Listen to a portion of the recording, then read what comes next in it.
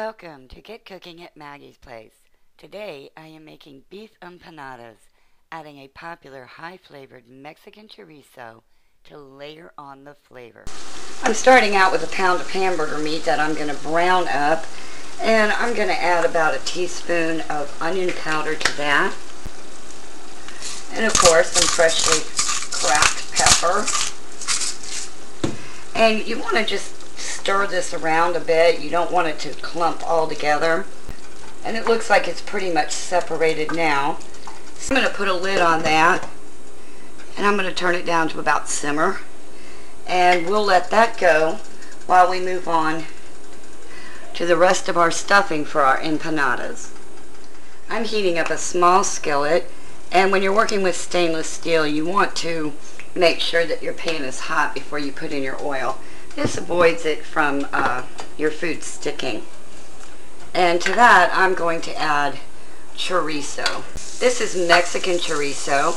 It's a really high-flavored sausage, and a little goes a long way. I picked up 2 small sausages, and what's really great is that you can add this to scrambled eggs, black bean soup. You can even put it as a topping for pizza. Really great. We like the additional flavor it adds to these empanadas. What I basically want to do, this one was already cooked and smoked. They do have raw chorizo that is more crumbly. So when you're purchasing it, just see which one is fresh and which one is already cooked. And basically what I want to do here is just brown it up a little bit and pull out the really good flavor and some of the fat. Just for about a minute or two, I just want to heat it through, and then I'm going to set it aside. I've added a little bit more oil to the pan, and I've cut up about a 1/4 cup of onion. I just want to soften these up a little bit, and then we're going to put them in with the chorizo. They're going to add great flavor, and they're going to pick up all the good yummies on the bottom. My onions have picked up all the goodness from the chorizo, and to that I'm going to add black olives and green olives, our raisins. Now you don't have to use the raisins if you don't want to. Some people like them, some people don't. I just think they really do a great job on this. We're going to warm those flavors all through together. You could also add garlic to this if you'd like.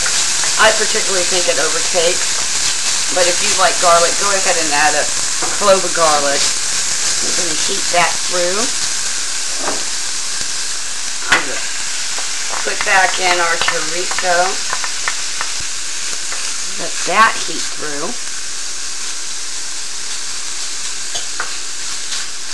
And test it for the salt afterward, because the olives have a lot of salt, and then the chorizo's got a bit of salt also. And now we're going to add all of this to our hamburger. All the delicious flavor going on here. Mix that in. Basically, it's the chopping that is going to be the most time consuming with this dish. But let me tell you what, it is worth every bit of it. And I used to cook this with my kids. They just love these. We have family gatherings, we make empanadas.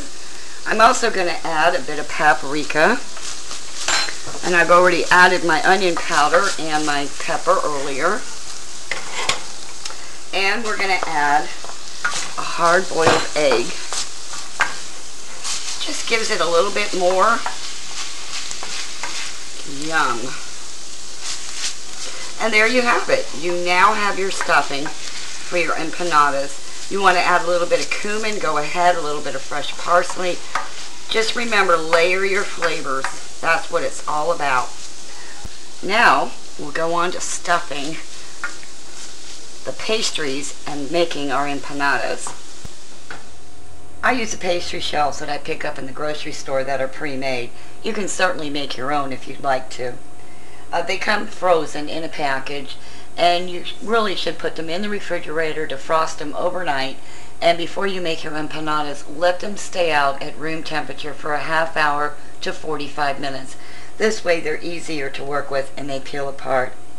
And what we're going to do is we're going to take that delicious meat mixture that we made, all the good chorizo and the cilantro and the olives, little bits of onion, and I just want to place that in the middle. You don't want to overfill these. You don't want it all leaking out. And we're just going to put a little water, our finger, around just the outer edge. Not a lot. You don't want to drown it. You just want to get it moist so that when you turn it over, that they'll pretty much stick together. Press it down with your fingers, and then I take a fork and I just lightly along the edge press in to seal it. It also makes a nice pretty design too. And there we have our first empanada. We make these, we can make 25, 50 of them. We can get an assembly line going with my family. These are great for football parties, appetizers. You can make them even smaller as you want, if you want to. But we really enjoy these at my house. And some people like to have theirs with cheese. So you decide whatever type of cheese you like.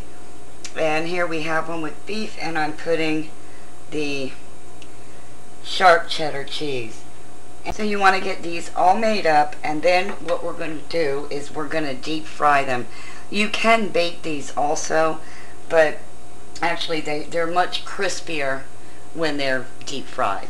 I've heated up some vegetable oil to 350 degrees, and we're going to cook our empanadas. But at this point, if you just wanted to make them ahead of time and freeze them, keep them as they are, uncooked, lay them out on a cookie sheet, and freeze them individually. Then you can repackage them up in a Ziploc baggie or what have you, and before cooking them, just thaw them out completely. So what we're going to do is we're going to start with our first one. And they don't take very long to cook. We're going to add in our second one very carefully. You don't want to drop from way up high. You just want to slide them into the oil. And we just see already they're getting the nice beige color on them. And you don't want to cook them too much because the meat and everything else is already cooked. We just want to put that nice color on them, that nice beige color. And that looks really nice, nice, lightly golden. So the slotted spoon, I'm going to take them out, and I'm transferring them over to a sheet that has paper towels on it to allow them to drain. Our empanadas look wonderful, and they are very tasty just the way they are. But we like to add a little bit more and kind of get that sweet and savory thing going. So what I've done is I've melted some butter, and I threw in a couple spoonfuls of sugar, and then I'm just going to brush that over the top. This is what makes these so addicting. It's just delicious. The buttery flavor, biting into that with the ground beef, the chorizo, the olives, it's just all going on. That bit of cilantro pops out with its flavor, and the onions are very subtle in the background. And there we have our delicious beef-filled, or if you want to add the cheese, beef and cheese empanadas. Delicious appetizer, wonderful for parties, and like I said, you can make these smaller if you'd like to.